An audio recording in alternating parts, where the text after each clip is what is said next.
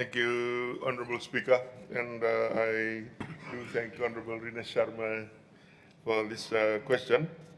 Honorable Speaker, the decision to uh, develop or establish a medicinal cannabis industry in this country for export purposes only, I have to emphasize, is driven really out of a desire to broaden out the economy of Fiji in a genuine way. And with the rapid growth of the cannabis, medicinal cannabis industry globally, there is a view that Fiji has the potential or the ability to participate in this growing industry and create a very dynamic ecosystem that can support jobs, create agriculture, manufacturing. And one of the things that attracted me as well was the ability to do a lot more research in this area and hopefully create more expertise in terms of research in not only medicinal cannabis, but also alternative medicines. Honorable Speaker, since the approval by Cabinet on the 29th of August last year to proceed with the development of the industry, we established a medicinal task force, which is a multi-agency task force with about 12 government agencies, and which has been meeting regularly up till recently. And we obtained approval from Cabinet in that time frame to on the policy regarding medicinal cannabis. There were consultations conducted nationwide and in the community, Honorable Speaker. We have conducted a feasibility study as well during that time. And essentially what is left at the moment, Honorable Speaker, is the development of the legislation.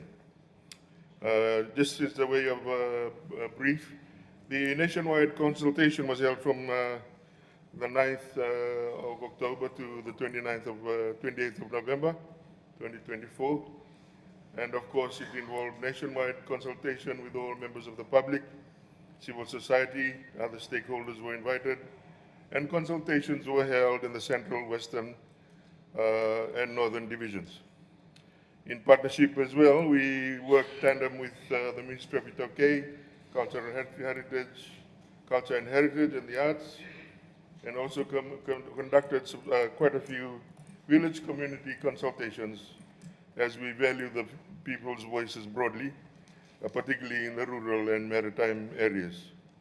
A total of 17 nationwide nation and community-wide consultations were conducted.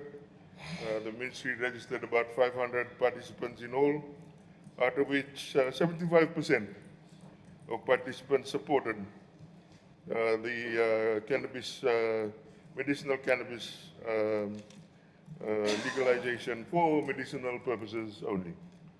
I wish to also highlight that majority of the participants were actually male farmers between the ages of 36 and 45 who voiced the importance of local participation. There was also strong support that it would actually have an ability to drive the overall economy as well. Since then, in terms of the feasibility study, we managed to get support from a donor partner, Honorable Speaker, to get that going. Right now there's work being carried out on the legislation with another donor partner.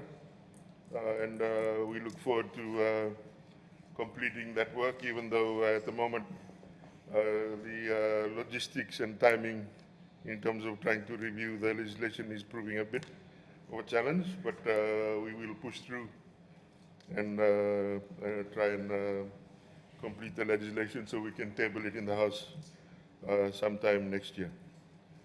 Honorable Speaker, we feel that the industry has some good potential in Fiji.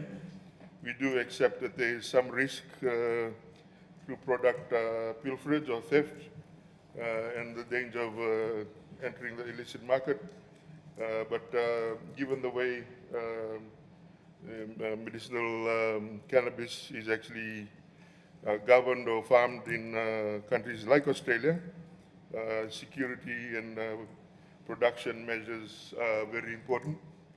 And certainly, as the legislation gets finalized, we will ensure that there are adequate standard operating procedures and security guidelines in place to safeguard that particular concern, which is quite understandable. I wish to also reassure the House that on completion of the review of the bill, or the completion of the bill, it will go through comprehensive consultation, because it's important that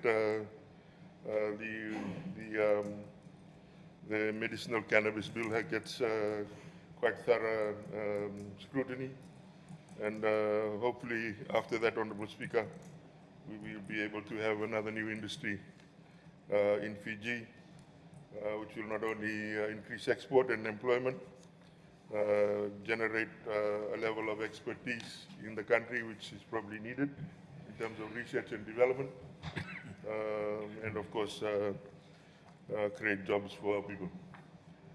I thank you.